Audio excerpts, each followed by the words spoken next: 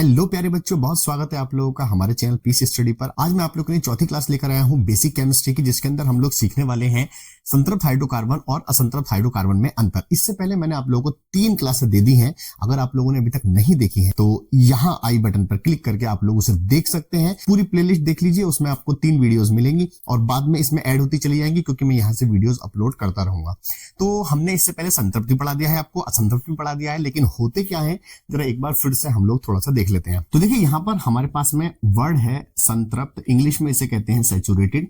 तो संतृप्त क्या होता है? बेसिकली वो होता है जिसमें सिंगल बॉन्ड होता है और इनको हम क्या कहते हैं? एल्केन कहते हैं। इसके बारे में मैंने आप लोगों को पिछली 3 क्लास में बता दिया है, आपको स्ट्रक्चर ओपन करके भी सिखा दिया है और आप लोगों को अणु सूत्र के आधार पर भी मैंने सिखा दिया है। तो पहले जाकर के आप लोग वाली वीडियो देख लीजिए। इसके बाद में असंतृप्त क्या होते हैं? जिनमें डबल बॉन्ड और ट्रिपल बॉन्ड दोनों होते हैं। ठीक, डबल बॉन्ड वाले को एल्कीन कहा जाता है और ट्रिपल बॉन्ड वालों को एल्काइन कहा जाता है। ये बात बिल्कुल आप लोगों को याद रखनी है, ठीक है?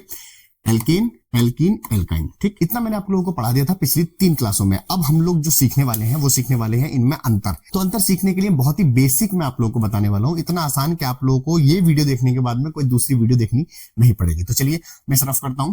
तो आप लोग क्या करें, आप लोग ये करें कि आप एक बीच में लाइन खींच लीजिए इस तरह से और एक तरफ लिख लीजिए संतृप्त हाइड्रोकार्बन, ठीक है बेटा, और इधर लिख लीजिए आप लोग असंतृप्त हाइड्रोकार्बन। बहुत छोटी सी वीडियो होने वाली है और ये टॉपिक हमारा बहुत अच्छे से आप लोगों को समझना है, ताकि आप लोगों को आगे जाके कभी भी परेशानी नहीं होनी चाहिए, क्योंकि ये आप लोगों का बेस है। जिस तरीके से हम कोई मकान बनाते हैं या बिल्डिंग बनाते हैं तो चारों तरफ हम बुनियादें खोदते हैं, वो बेस होता है।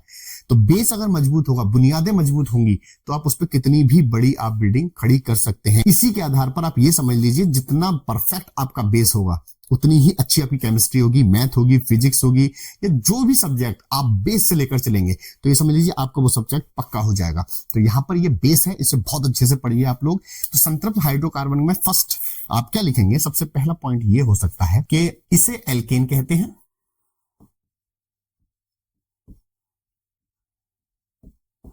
ठीक है बेटा।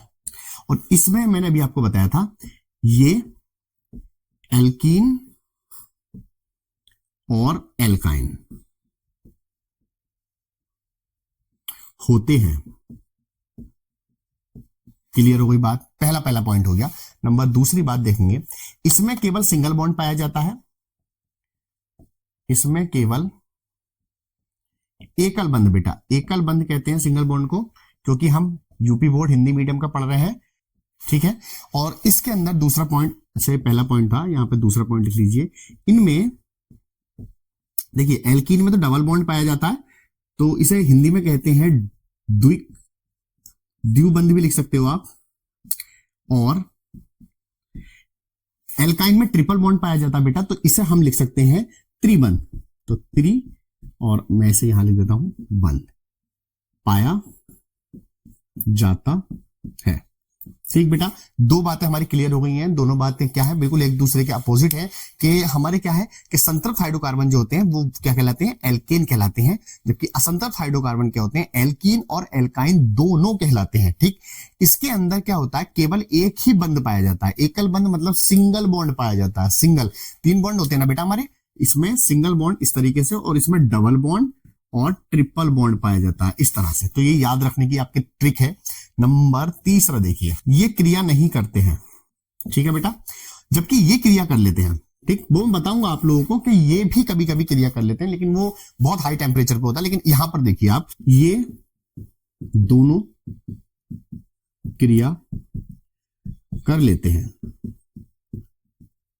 देखिए बच्चों, आप लोगों के पास ज्यादा वक्त नहीं है, क्योंकि आपके आज से 30 दिन बाद में पेपर होने वाले हैं। आज 17 तारीख है और ऑलमोस्ट 17 या 18 को ही आपके एग्जाम होने वाले हैं, जिसमें आप लोगों की जो पूरे साल की मेहनत है वो एक दिन में आपको वहां पर प्रेजेंट करनी होगी। तो आप अच्छे से अपनी पढ़ाई कीजिए, क्योंकि 30 दिन है आप लोगों के पास में। तो जो ये लिखाया जा रहा है, इनके नोट्स बनाते रहिए, इनको हाथों हाथ याद करके चलिए। इसके अलावा मैंने एक सीरीज और चलाई हुई है केमिस्ट्री में, जिसमें मैं नेमिंग रिएक्शन के बारे में आप लोगों को बता रहा हूं। तो वहां ये आई बटन में आप लोग देखेंगे, यहां पर आप लोग क्लिक करके वो पूरी प्लेलिस्ट देख लीजिए। सारी की सारी इंपोर्टेंट है, सारी की सारी पेपर में आई हुई है, क्योंकि मैं वो रिएक्शन सारी की सारी अनसोल्ड से उठाकर आप लोगों के सामने लेकर आ रहा हूं। तो तीसरा पॉइंट है हमारा, ये क्रिया नहीं करते हैं और ये क्रिया कर लेते हैं। अब चौथा पॉइंट, देखिए ये जो होते हैं ना संतृप्त, ये स्थायी बहुत होते हैं, ये स्थायी होते हैं। स्थायी होते हैं, स्थायी का मतलब ये क्रिया नहीं करते, ये ध्यान रखना। क्रिया जो नहीं करता है वो बहुत ज्यादा क्या होता है, स्थायी होता है।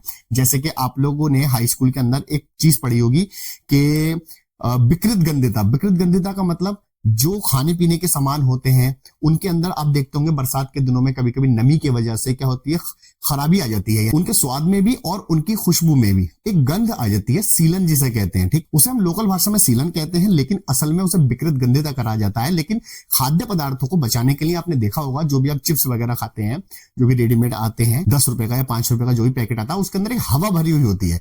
जानते हैं वो हवा कौन सी होती है? वो होती है हमारी नाइट्रोजन गैस। और ये नाइट्रोजन गैस अक्रिय होती है, ये क्रिया नहीं करती है। तो जब आप पैकेट में से कुछ निकाल कर खाते हैं तो उसमें किसी भी तरह की गंध नहीं मिलती है आप लोगों को, और आप बहुत अच्छे से उसका जायका और मजा लेते हुए उसे खा लेते हैं। तो इसका मतलब वो क्रिया नहीं करती है नाइट्रोजन गैस। तो नाइट्रोजन गैस बहुत ज्यादा स्थायी होती है।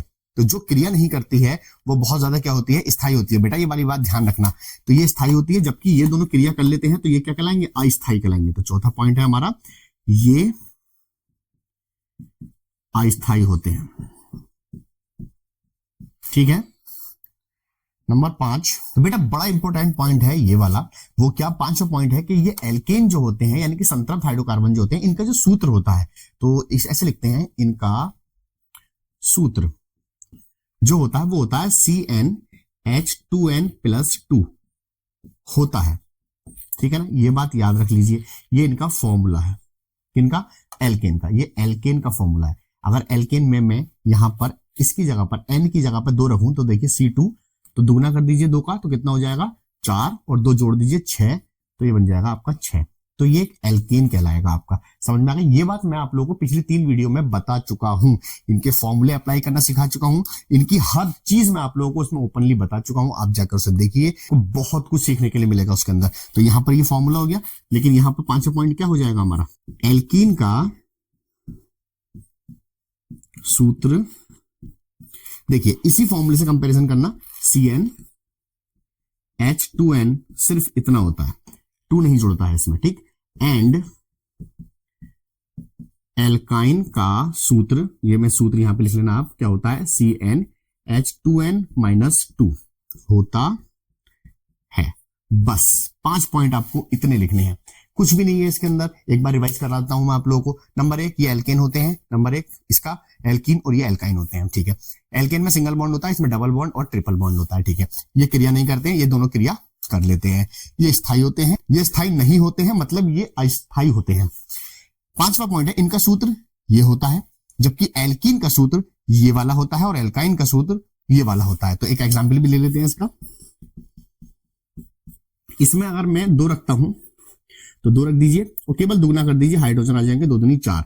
इसमें अगर मैं 2 रखता हूं तो हाइड्रोजन में दुगना करके 2 घटाना है, तो हाइड्रोजन लिखो, दुगना करो 2 का 4 और 4 में 2 घटा दो 2, तो ये आपके बनकर आ चुके हैं 2 एल्कीन और एल्काइन। नाम देना अगली वीडियो में सिखाऊंगा, और इसका स्क्रीनशॉट ले लीजिए। तब तक इसको पक्का करके रखिए, और नेक्स्ट वीडियो बहुत जल्दी आ जाएगी। वीडियो अगर अच्छी लगी है तो लाइक जरूर कर दीजिए, चैनल मेरा सब्सक्राइब कर लीजिए। बहुत इंपॉर्टेंट चीज मैं आप लोगों के लिए लेकर आता हूं, चाहे वो मैथ से रिलेटेड हो या फिर केमिस्ट्री से रिलेटेड। तो जल्दी से इसका स्क्रीनशॉट ले लीजिए, मैं सामने से हट जाता हूं और फिर उसके बाद मैं वीडियो को बंद कर दूंगा।